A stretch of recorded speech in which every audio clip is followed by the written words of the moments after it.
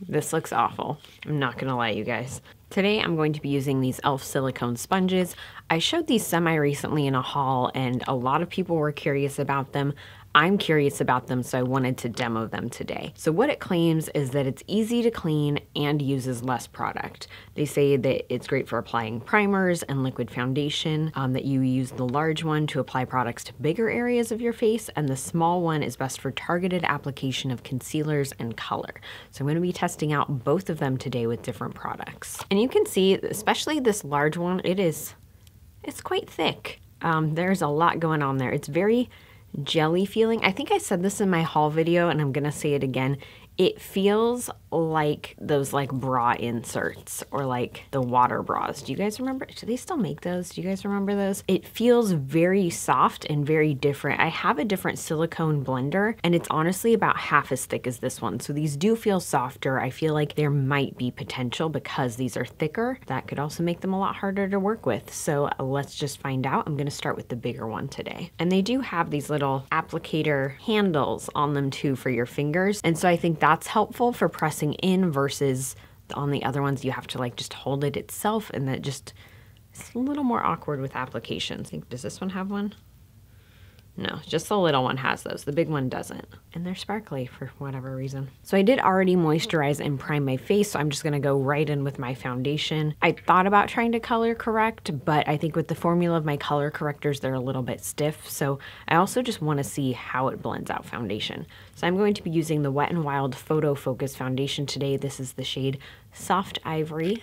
We'll see if this is a match for me or not. Okay, and it says to use half as much as you would normally use and to apply it straight to the blender, not to your face. If you've used this foundation, it comes with this little spatula, so I'm just gonna put a spatula full on there. I'm nervous about this. This does not really give you a lot of control over where you're putting the product because it's so big. I feel like I'm doing something wrong, but I don't think I am. It also does say to use a blending brush to buff out after, so that's good to note. I could definitely see needing that. This is pretty bad. This foundation is a little bit light, so I'm gonna mix in a little bit of the soft beige from Wet n Wild as well, just to darken that up a little. All right, I'm gonna do a little bit of that and apply that on. I'm gonna try dotting it and then blending it out from there. Let me look up closer in a mirror. Honestly, this felt like it was just smearing product around my face, no matter if I applied it that way or if I patted. If I patted, it just dispersed it where it was. It didn't blend it. Oh no, this is this is awful. This is very streaky. It's very patchy. It's very cakey. It is settled into every pore on my face, every dry spot, every fine line. And I use this foundation pretty often, and so I know how it works, and it looks good normally, and this is pretty terrible. So I'm gonna go in with the buffing brush. I did pick up this one from e.l.f. This is one of my favorites. I think it's the Selfie blending brush. I could be wrong.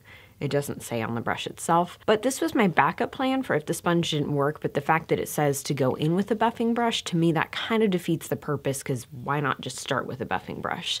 So I'm gonna try buffing this and see if it helps.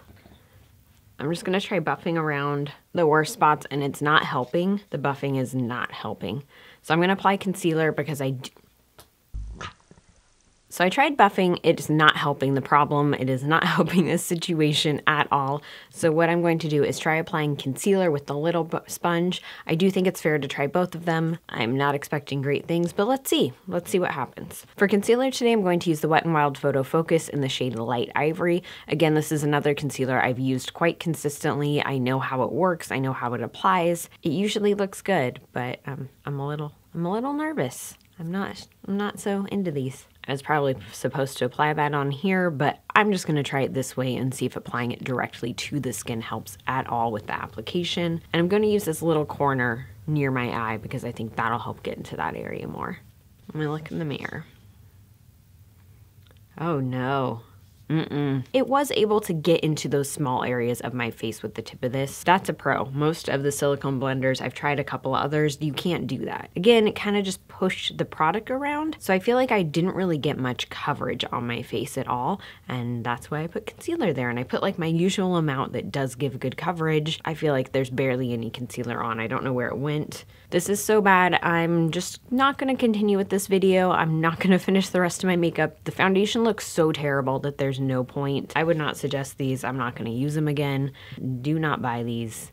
This is a waste of your money. There's no saving it. So I'm just gonna end this video here. Thank you so much for watching, and I'll see you guys next time.